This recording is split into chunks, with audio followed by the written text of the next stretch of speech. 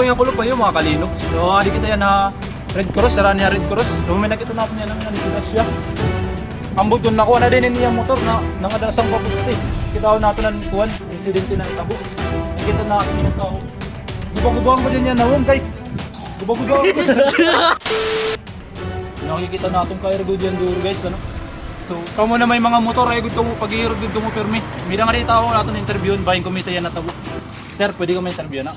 Kumita ka ba kung ano na tabo nga sir? Sino sa dito, sir? Ay nari nga sa sir, wala ka ngayon kuhan sir, huling ito. Kung mamimili kita ko rin ng tao nga din na nakuhan. Bakal! Ang lang ito ng pinihawa ka eh.